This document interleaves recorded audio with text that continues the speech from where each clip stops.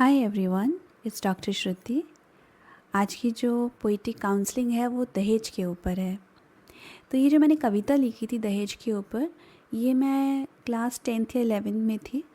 और उस वक्त ना न्यूज़पेपर में बहुत न्यूज़ आती थी इस तरह की कि बहू को जला दिया गया दहेज के लिए, ससुराल वालों ने जला दिया, उसके ऊपर पेट्रोल छिड़क दिया।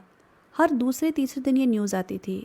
और बाई चांस मूवीज़ में या सीरियल्स भी उस वक्त आते थे तो इस तरह की चीज़ें बहुत दिखाई जाती थी। तो ये बड़ा कॉमन था उस टाइम में कि आए दिन मतलब ये न्यूज़ आती थी कि बहू को जला दिया गया है।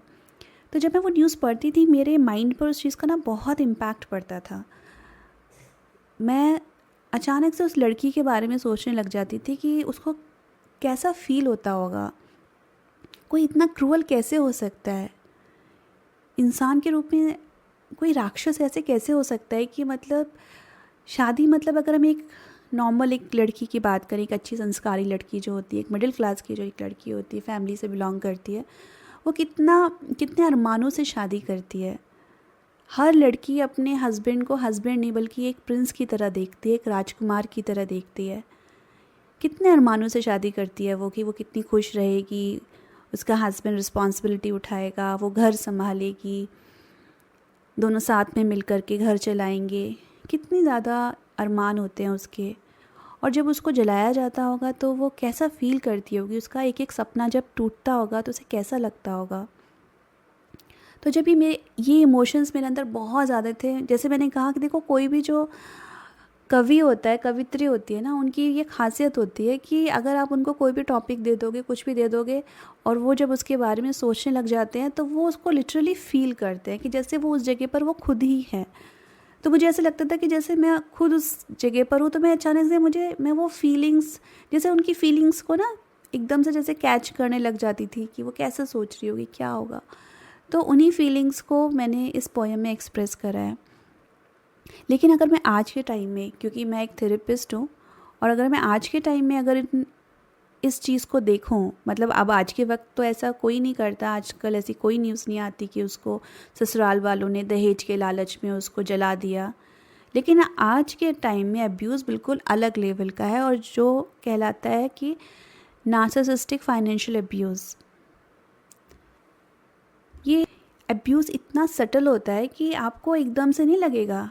अगर आज आप देखोगे तो आपको दिखने में नहीं लगेगा अच्छा क्या फ़र्क पड़ता है। लोगों को पता है, इस बात की नॉलेज ही नहीं है कि नार्सिसिस्टिक अब्यूज़ चाहे किसी भी तरह का हो, mental, emotional, financial, sexual, narcissist की एक तो हर अब्यूज़ की स्टाइल ही बहुत डिफरेंट होती है कि किसी को पता ही नहीं चलता कि अब्यूज़ हो रहा है।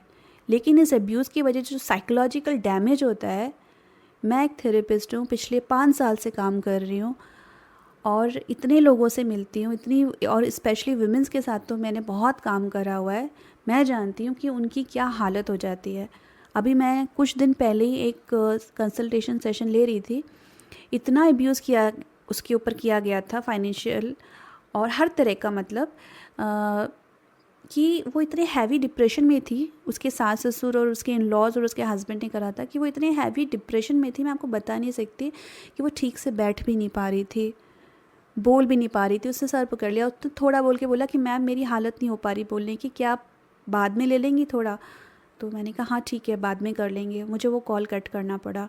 लेकिन मैं, जैसे मैंने कहा ना, मैं एक एम्पैथ भी हूँ, तो मुझे ये चीज़ें ना बहुत अफेक्ट करती हैं, मुझे बहुत बुरा लगता है। आज के इस वक्त में जितनी भी एम्पैथेटिक वुमेन है, उनके ऊपर उनको मतलब इस तरह से डायरेक्टली उनकी बॉडी को तो नहीं जलाया जा रहा दहेज के लिए, ग्रीड की वजह से, लेकिन उनकी जो सोल है, उनकी जो आत्मा है, इतनी बुरी तरह से आज भी जल रही है, बर्न हो रही है।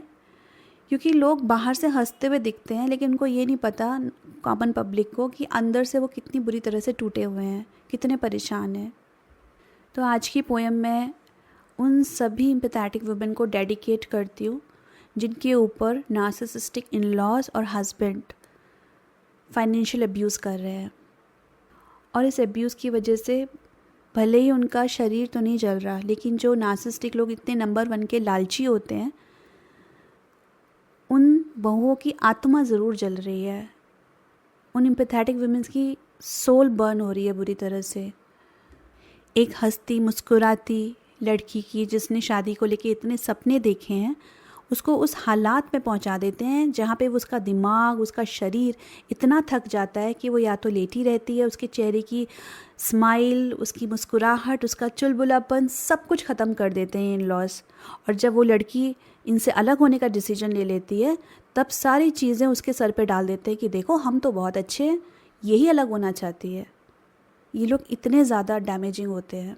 तो आज की ये कविता दहेज मैं डेडिकेट करती हूँ उन सभी वुमेन्स को जो इस अब्यूज़ से, नार्सिसिस्टिक फाइनेंशियल अब्यूज़ से परेशान हैं, जिनके सारे सपने टूट चुके हैं और वो इस शौक में हैं कि जिसको उन्होंने अपना राजकुमार माना था वो उन्हें कहाँ लेकर आ गया है।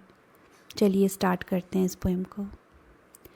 दूर नील क्षितिज के पार आए कोई राजकुमार, ले जाए मुझे उस ओर जहाँ सपनों की दुनिया हो चारों ओर। सपनों की दुनिया से उमंग तरंग भरकर जब मैं आई जागृत अवस्था में, अरे यह क्या हुआ, सपने हो गए थे चूर चूर। ना यहाँ था कोई राजकुमार और ना थी मैं रानी, यहाँ तो दहेज के लोभी कर रहे थे मनमानी। यहाँ चारों ओर विकृत चेहरे और मैं अकेली, अश्रुओं से भीगी आंखें वो सारे सपने भूली। मेरा वो राजकुमार ले आया मुझे किस ओर, यहाँ तो आग ही आग थी मेरे चारों ओर।